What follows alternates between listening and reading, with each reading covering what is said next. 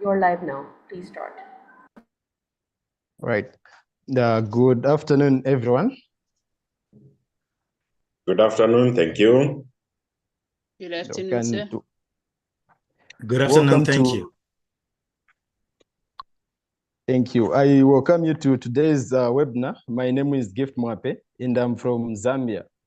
I'm a research fellow at WomenAscension, a global organization dedicated to advancing peace, justice, and women's rights. It is an honor to be here with you. So before we dive into today's important topic, let me tell you a bit about the WomenAscension. WomenAscension is a global cause non-profit organization that works for the betterment of the society by outlining female issues as well as targeting SDGs 17, and it is found in 81 countries, virtually by collaboration and numerous projects. It was founded in 2021 by Dr. Mahan Amjati. Within WomenAscension, we have a specialized division called WomenAscension Peace and Justice. The division focuses specifically on Sustainable Development Goal number 16, which aims to promote peaceful and inclusive societies, provide access to justice, and build effective, accountable, and inclusive institutions at all levels. So today's webinar will focus on challenges faced by women with disabilities in Zambia, with a focus on selected rural areas of Senanga district in Western Province. This is a critical issue that affects millions of lives. Despite a numerous number of international and national legal policy instruments on persons with disabilities. So globally, persons with disabilities have continued encountering numerous challenges in their daily lives. The challenges that women with disabilities face include political challenges, which includes lack of inclusiveness in political participation, political illiteracy, intolerance, and political violence, low incomes and unemployment, lack of support by society where persons with disability come from, and inaccessible physical environments. Interrelated economic challenges, of which the notable ones are extreme poverty, lack of proper safe nets or welfare benefits, which are commonly in place to support the disabled people, lack of adequate economic empowerment, lack of life skills, and lack of access to special programs.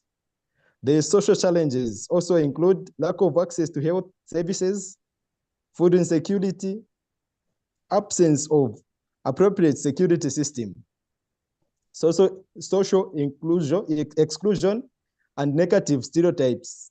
Other factors beyond the challenges faced by persons with disabilities in Zambia include non-domestication of several international instruments and conventions, lack of protection of socio-economic and cultural rights in the Zambian constitution, lack of community sensitization and training in life skills such as basic vocation, entrepreneurial, and technical skills, and lack of sensitization on the relevance of social inclusion. So I would like to extend my heartfelt thanks to our distinguished panel for joining us today to discuss and shed more light on this very pressing issue in our particular societies and beyond. We are fortunate to have a panel of experts who bring a wealth of knowledge and experience on this subject. So my first speaker is Dr. Main Amjati, who is the founder and president of WomenAscension. And the second speaker is Mr. Jonas Yalumano, who is a disability advocate in Zambia. My third speaker is Mr. Chileshe Chepela, founder and director of Dignified Disability Trust. My fourth speaker is Madam Sally Alufeyo, who is WomenAscension Community Outreach in Zambia. Today's discussion will be a panel format allowing us to gain deep insights and explore potential solutions to these esteemed experts.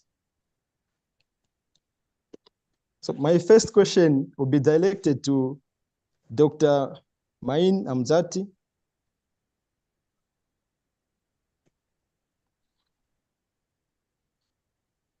What is the current status of women with disabilities in the world?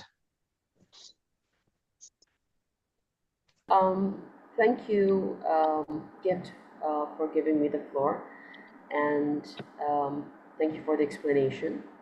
And if you talk about current disability in the world, overall, if you look towards it, is what is reported till now in databases around 19.2% of the global female population. That means 1 in 5 women likely to experience disability in their lifetime. So this is one of the most challenging aspects. Why I call it is not well underdocumented, because there are certain areas where the core development work cannot be accessed. Affects looking at finding real facts on ground. So we need to put more effort towards certain areas where these documented reports are not being transparently utilized or documented.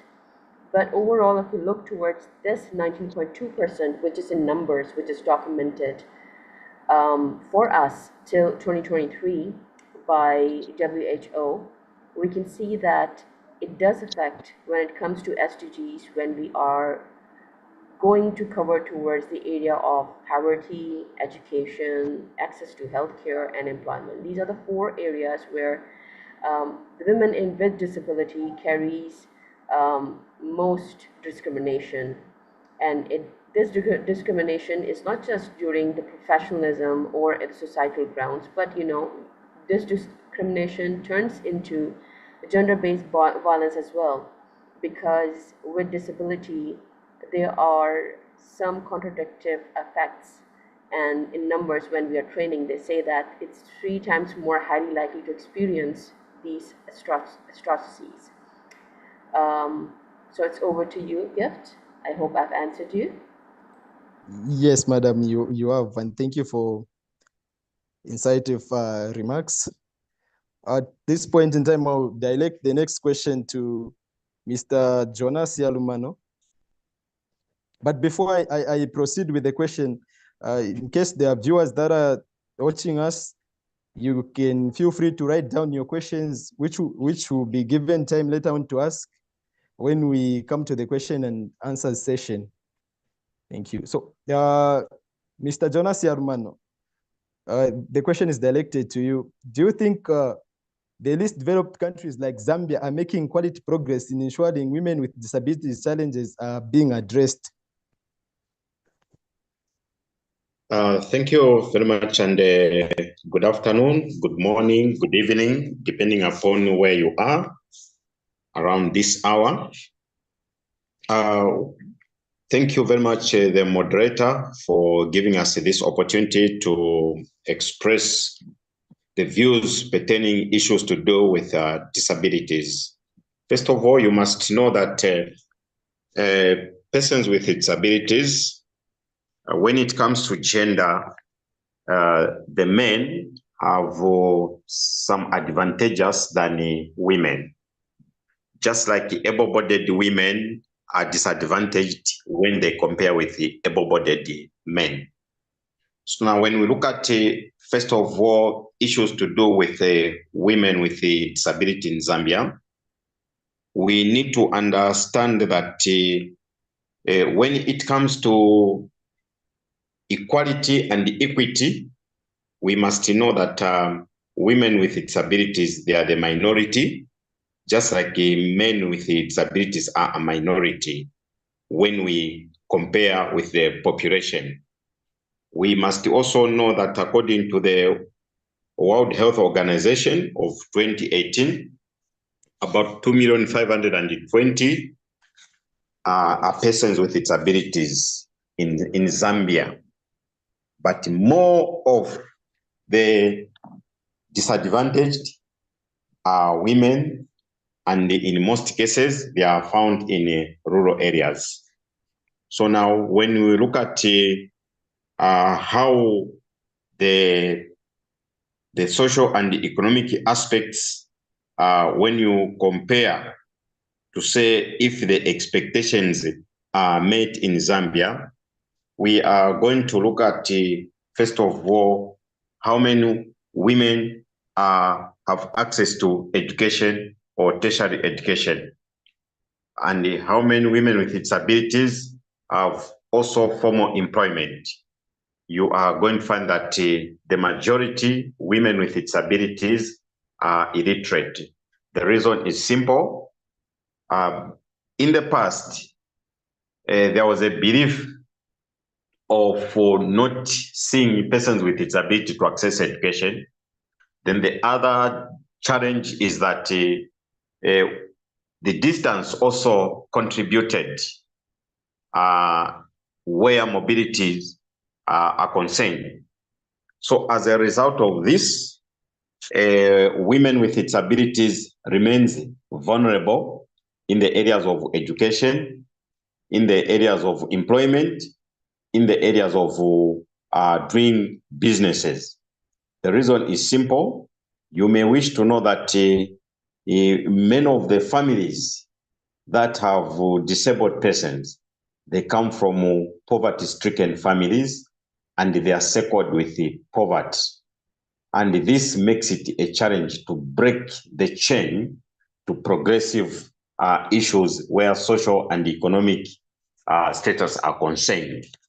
And so we may not put it that progress is being made, because much of charity has been concentrated on, as opposed to concentrate on making women with disabilities to stand and live a social and economic independent of life.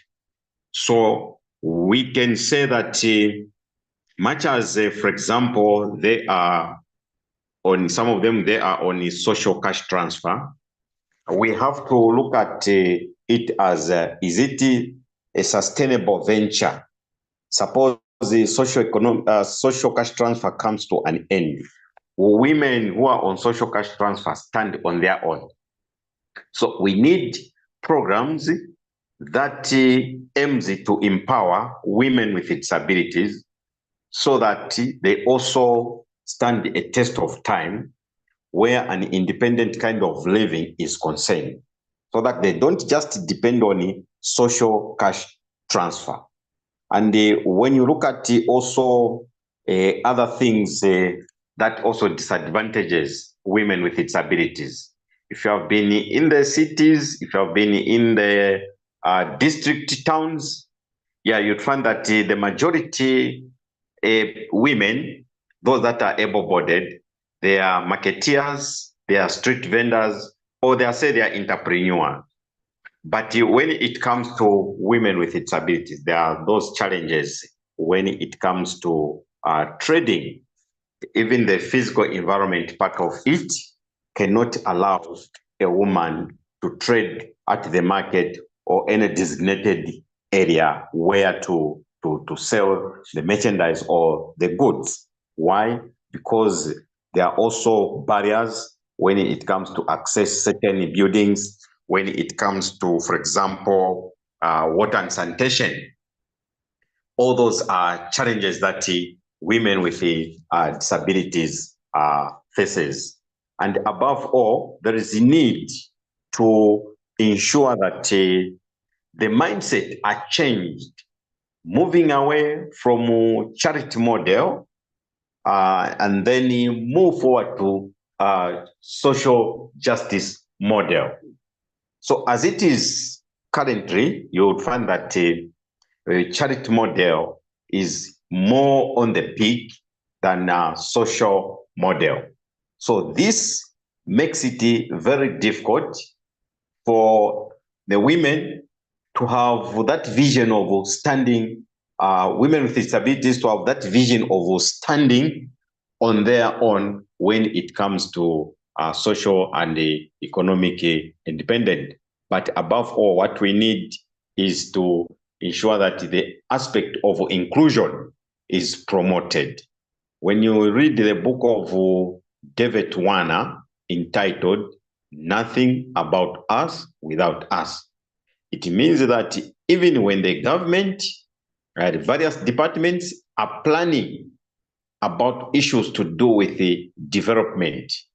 For example, as the IDP, which is Integrated Development Plan for the next 10 years, is being developed in Zambia and in all the districts, there is a need for, at every planning stage, to have an inclusion or representatives or representation of women with disabilities, so that they also present the issues that must be included in such a development plan, so that no one remains behind. But if you look at what has been going on, you are going to find that in most departments, most sections, most units, when it comes to planning, women with disabilities are not there. So meaning that certain challenges will continue without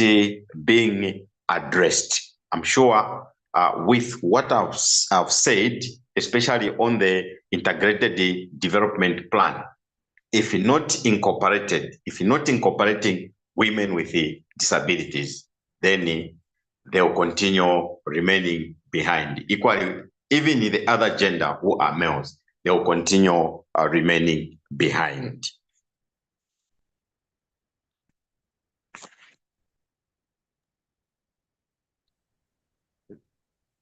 Thank you very much, Mr. Siarumano, for those valuable insights. We appreciate you. Mr. Chideshe Chepera. Yes, please. Yes. Would you highlight us on any local or global efforts being put in place to help women with disabilities realize their potentials? Thank you so very much. Let me also greet the listeners wherever they are listening us from. Good morning, afternoon, and evening. Let me start by, first of all, hinting on what the previous speaker highlighted, and even the first speaker. I want to say the most challenge of women with disabilities is the intersectionality of gender and disability. What I mean by saying intersectionality of gender and disability, already we see the females generally being disadvantaged, probably because of what we are inheriting and where we are coming from.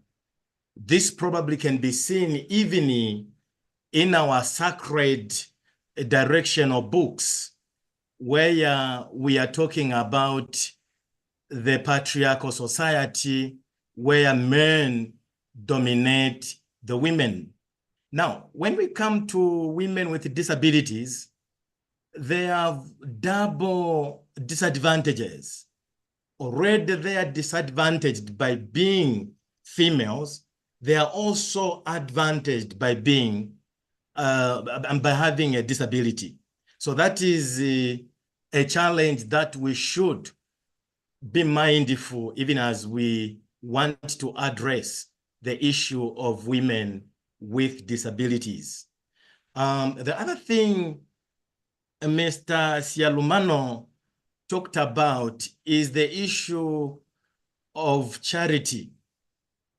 As a person who was born with a disability and I've lived with a disability for so many years, I've come to a conclusion that toxic charity is the greatest enemy to people or persons with disabilities, because it does not help people or persons, us with disabilities, to think that we can contribute to society. So the issue of toxic charity should be checked if we are to improve the welfare of women with disabilities and persons with disabilities in general. Now, coming to the issue of if there are any progress that are made, for instance, in Zambia, to address the issue or the challenges of women with disabilities. I would say we are slowly making progress in that we have seen the policies being formulated. For example, we have the Persons of Disabilities Act number 6 of 2012, which addresses issues of disability. We have policies like the gender policy. We have policies like national policy on disability. So on that front, we can say we are making a bit of progress. But the challenge is these policies are not institutionalized in the institutions. They are just on paper.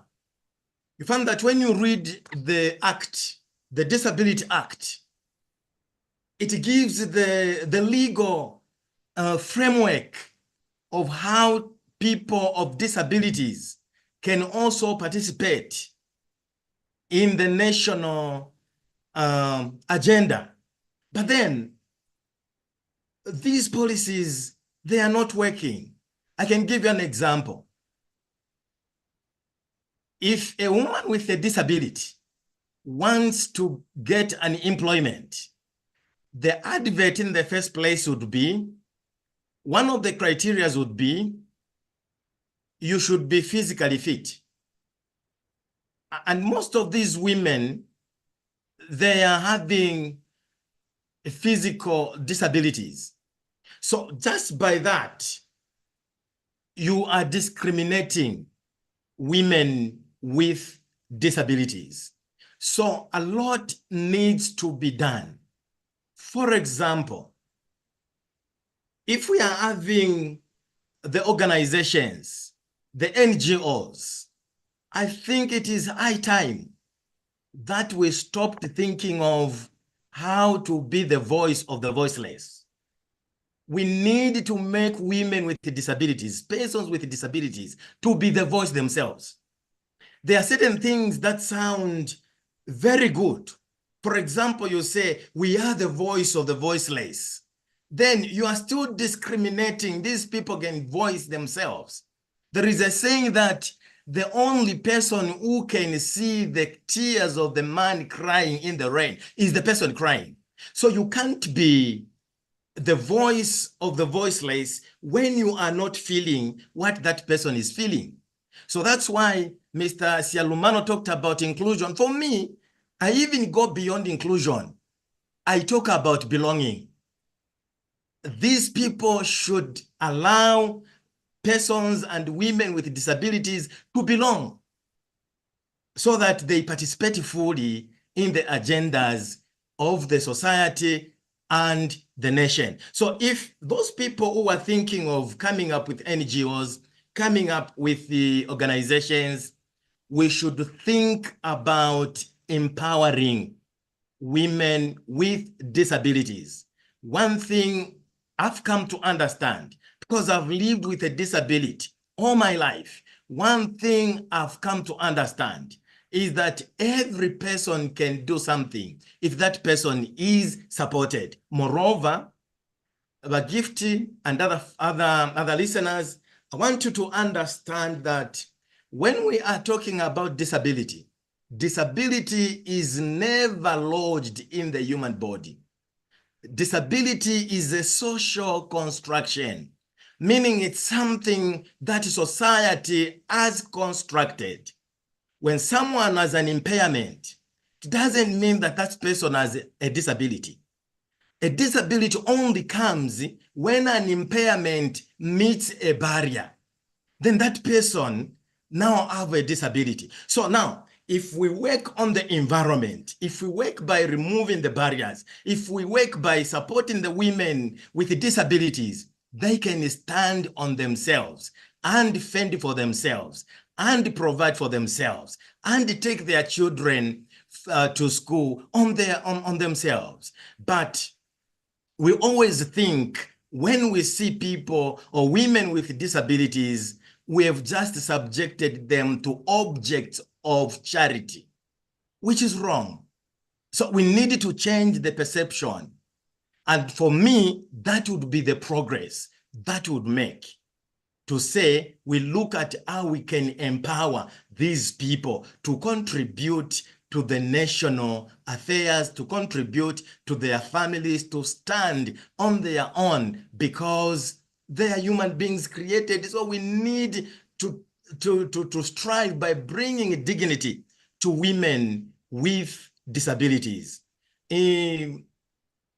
Less progress has been done, because if we talk about, for example, political involvement by women with disabilities, for example, we are talking about the situation in Zambia. Look at the political violence that is there when they are campaigns. That alone discriminates women with disabilities and just every person with a disability. Because, you know, if you're on a wheelchair, you are a woman who's on a wheelchair, you want to aspire for a position. But then the politics are mad with these violence. How would you expect a woman with a disability to even go for a rally? What about when the police begins to fly the tear gas? How is this person going to run?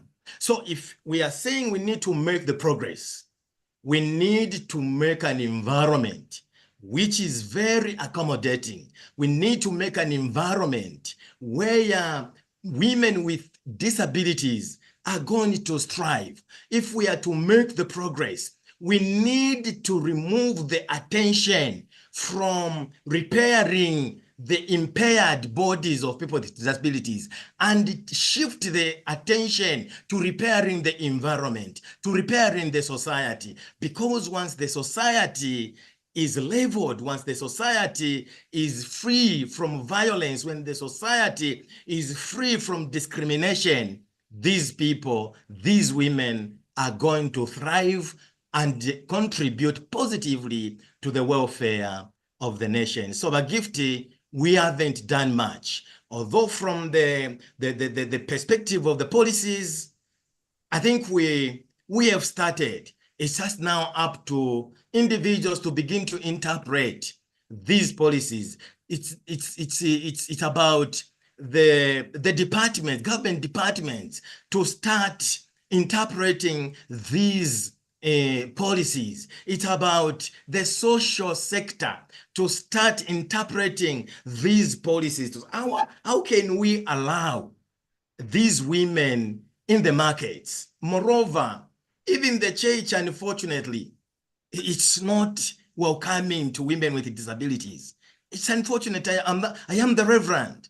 But then when you go into these our congregations, we do not see women with disabilities, because we have not come up with the liturgy that can accommodate women with liturgy. With disabilities. We have not come up with the songs that can accommodate. When we are singing, when we are making announcements, you say, can everyone stand? Without even paying attention to say, there may be some who may be on the wheelchair, and probably we are not being sensitive. So there's a lot that needs to be done if we want women with disabilities to participate in whatever we are doing. Thank you. Thank you very much, Mr. Chileshe, for your valuable insights. We appreciate. The next question is going to Mr. Sialumano, Honorable Jonah, like we always interact. Thank you, Mr. Mwape. So for a rural district like Senanga, in a country like Zambia, what effective measures can we draw from this discussion to try and uplift the welfare of women with disabilities?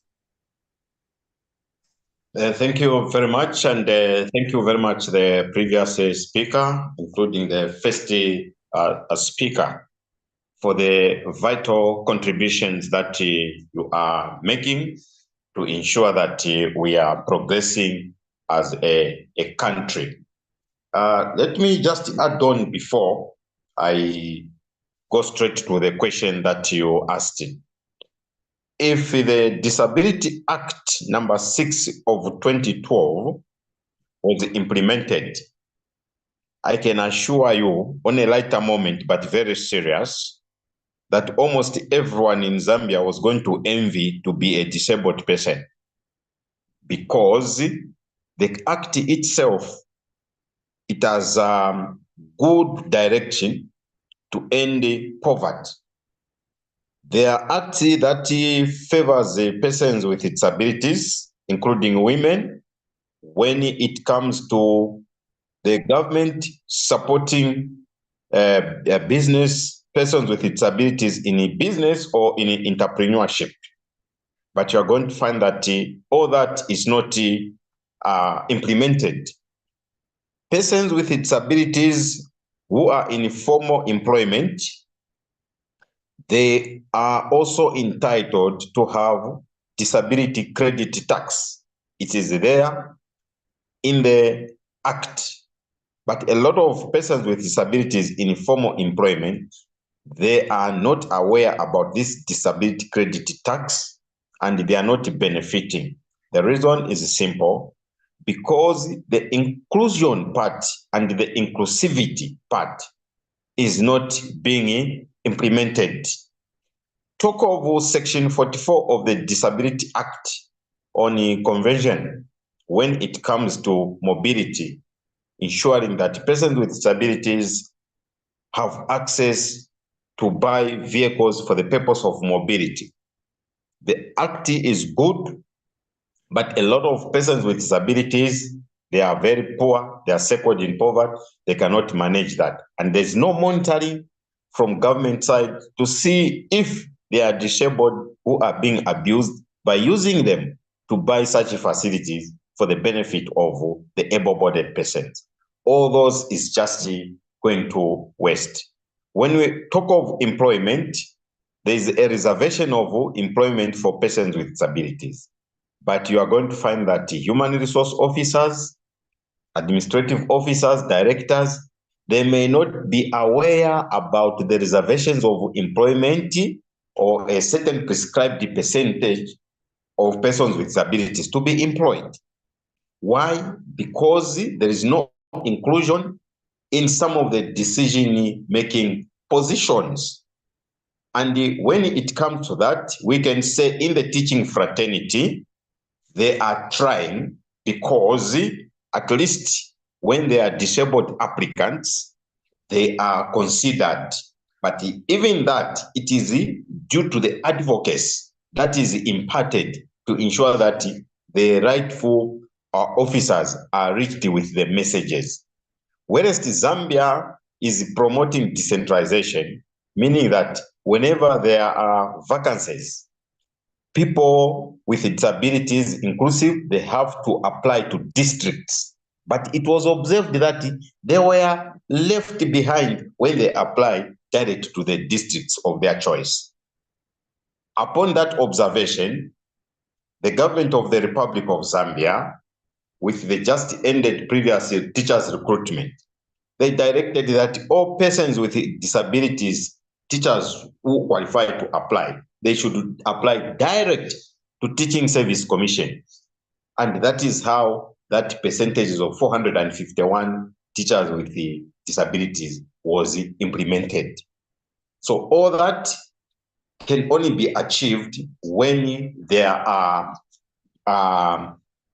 rightful people, rightful officers in offices who understand about disability issues. So coming to your questions, Mr. Moderator, Mr. Gifty Mwape, I'll answer it in this way. For Zambia to make progress and also to ensure that there are efforts that are being done, you may all be aware that at the moment where we are, the Republic of Zambia under the new Dawn government is promoting decentralization. So in promoting decentralization, it means that now power and resources is given to the people on the grassroots.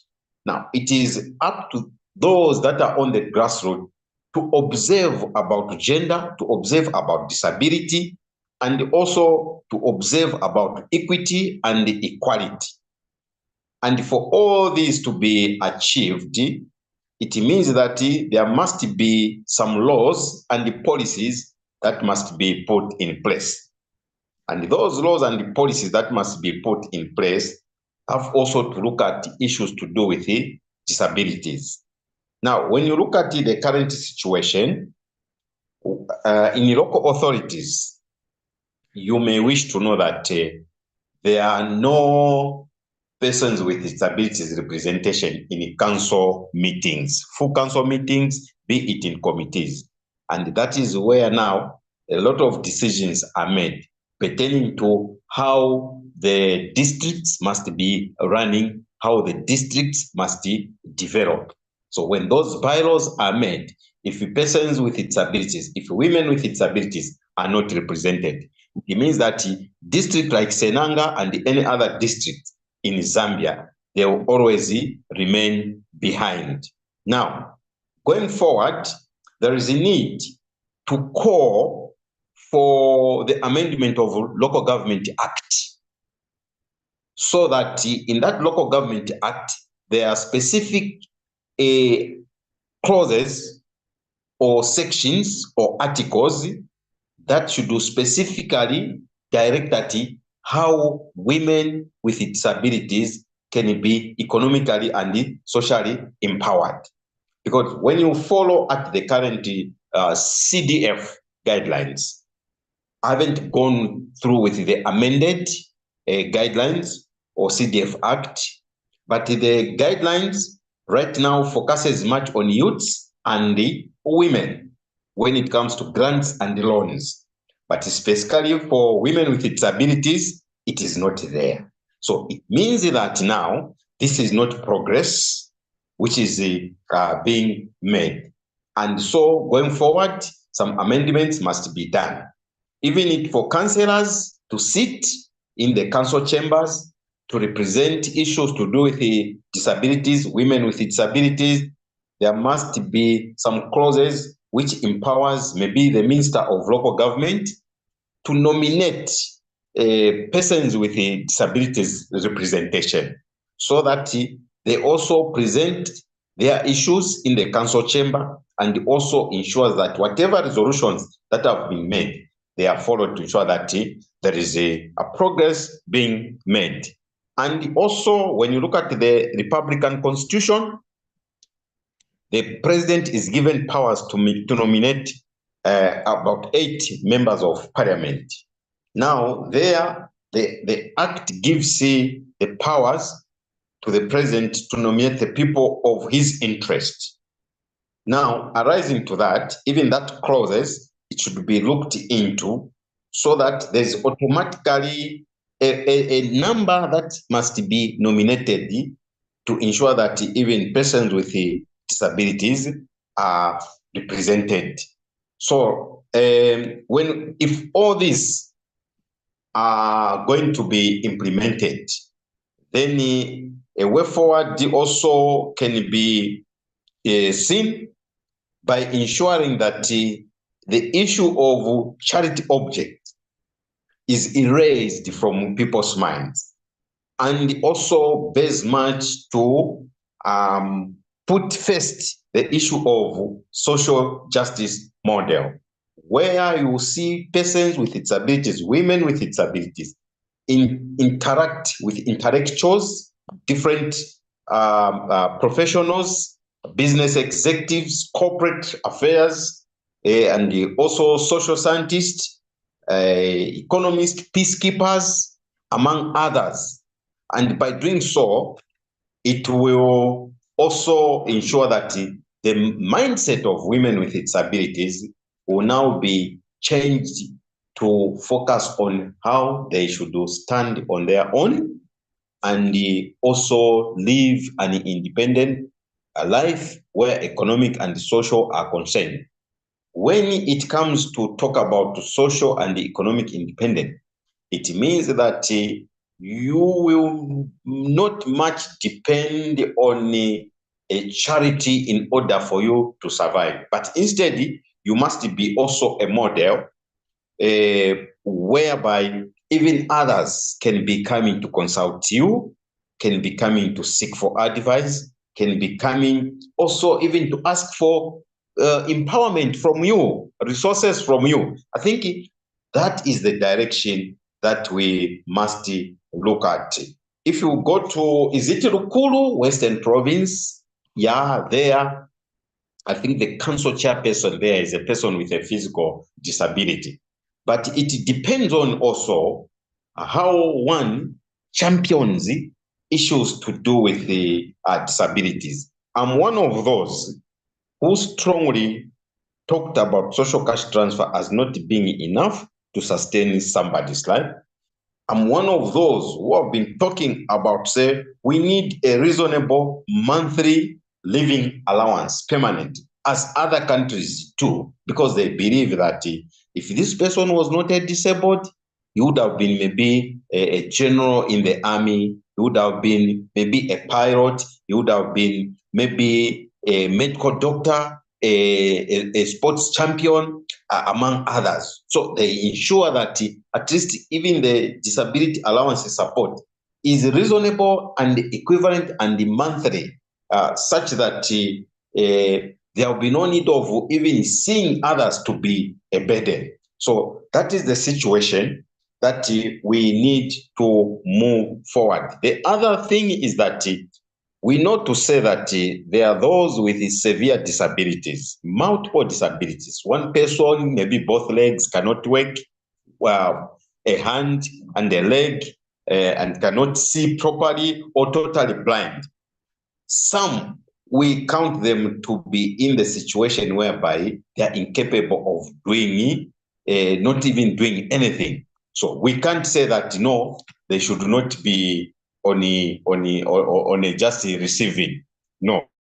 Such people, they deserve to be assisted, but the assisting should not be in charity form. They can still be empowered. It may be a farm, and not a farm of a peasant, but a farm whereby when others do the work in terms of family extension, the production can be so huge such that when that person starts supplying to mirrors, even in neighboring countries, it can be a positive news to say the owner of that farm has a severe disability, but look at what he's doing. I think by doing so, we'll see a disability not to be a burden, but we will truly believe to say disability is not inability. I thank you. Thank you very much, Mr. Siarumon, for those valuable insights.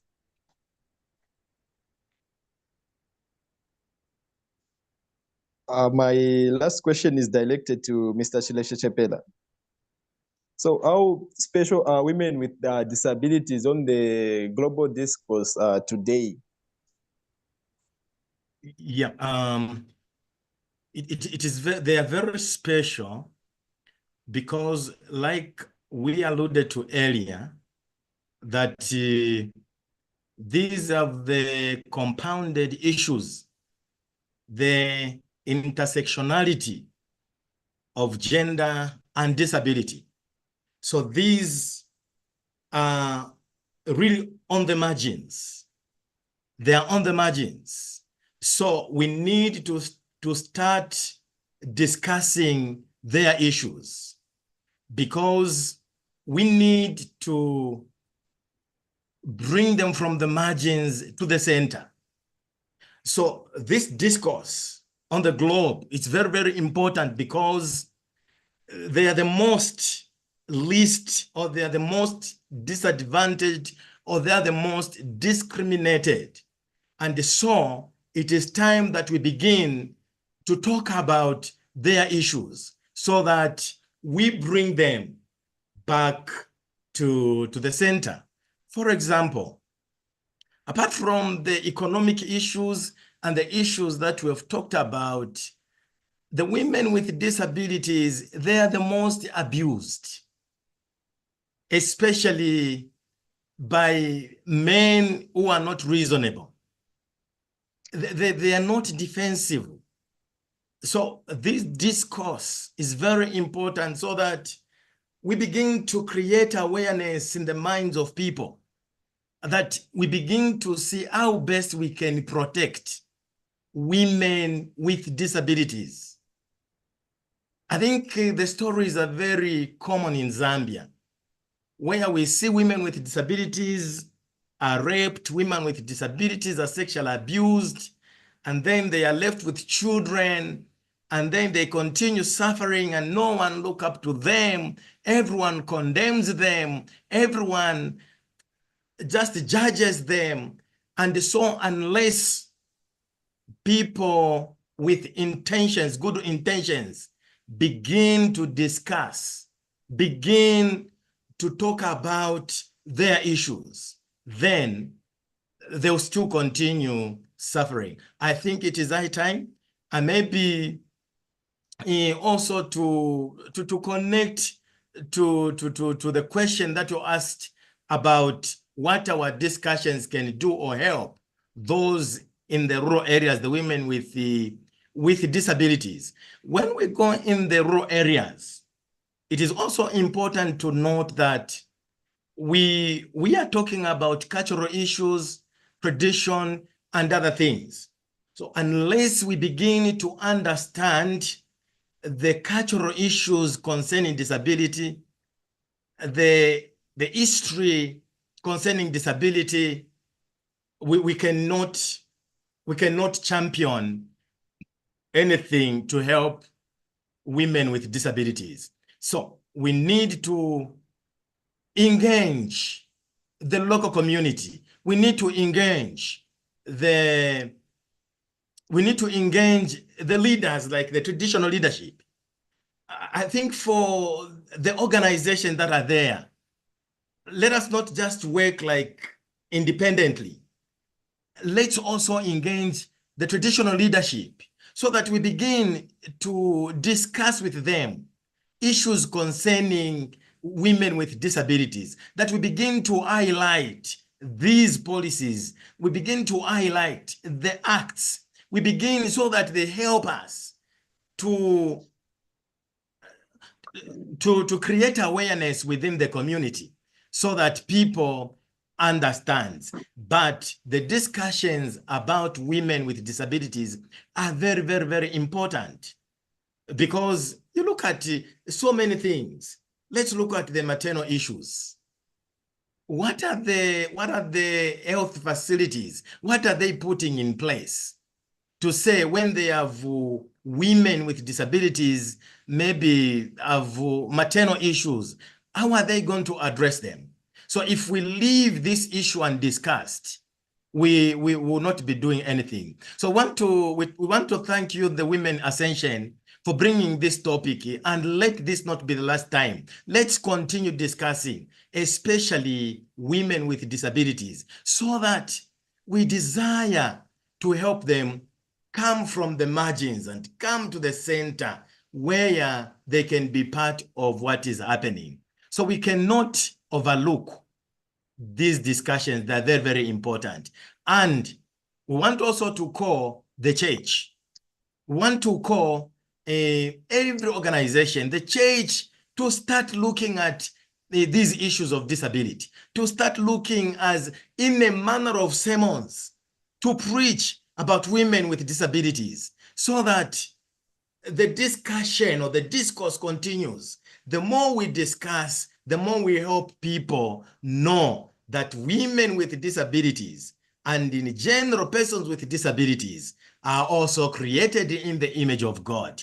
They have all the rights just as people without disabilities. So for me, this discourse, they need even to continue. We cannot overemphasize the importance of these discussions. They should be taken anywhere. In our working places, let's discuss women with disabilities. Let's discuss these policies so that at least we can be a nation, we can be a country that will support people with disabilities.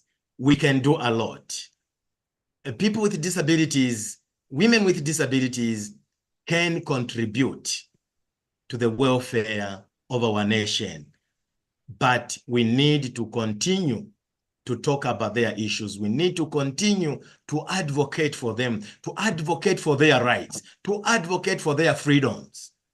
And the other thing probably that I would want to highlight is the separation of people, or maybe the putting people, women with disabilities in asylum houses. I think it has not helped. I heard Mr. Sialumano talk about those with compounded disabilities who can be helped, but of course, not like in charity, where they are given. We are saying, like Sialumano said, we are saying we can empower the families so that these people with disabilities, they are not taken away from the love of their families. They are not taken away from the love of societies to go and be put alone. You create the world for us. You think we are not part of the community. We think these women are not part of the community. So we think we are helping them by taking away from their families and taking them in asylum houses and taking them to special schools. We are saying we can have special education within the mainstream schools, within the mainstream education. We don't separate them because we do not have in Zambia, we do not have employment for special for people with disabilities. So what happens when they are done with their education in the so-called special schools, if they are not integrating within the community? So let's teach our families, let's teach the community that these people can be integrated and contribute. Let's look at them just like any other person is looked at. When you look at in Zambia, many customs in Zambia, it's now, but long ago, even those without disabilities, women were not taken to school, girls were not taken to school because there was a belief that they'll get married, okay? And so when it comes to those with disabilities, there's also a myth that you are just wasting money. This person won't do anything. So with them, the other children can be taken to school, but girls with disabilities will just be left without being taken to school. This is why these discourses are very, very important, that we are not going to stop talking about these issues until we see women and persons with disabilities are integrated in the community, not just being integrated, but to also contribute positively and be given every right that they deserve. Thank you.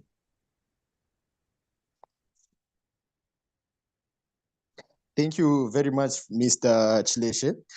In conclusion, I would want to thank our speakers once again for their time and expertise. Your contributions have provided us with a deeper understanding on the challenges faced by women with disabilities in Zambia, with a focus on selected rural areas of Senanga district.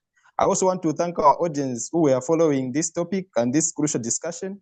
I would also want to express my gratitude to Ma'am Mahin Amjati and WomenAscension for giving me the opportunity to discuss this important topic.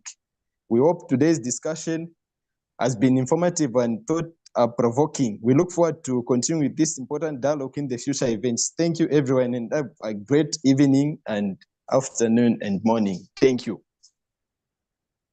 Thank you very much. God bless us all. Thank you so very much. Let's continue engaging. Great.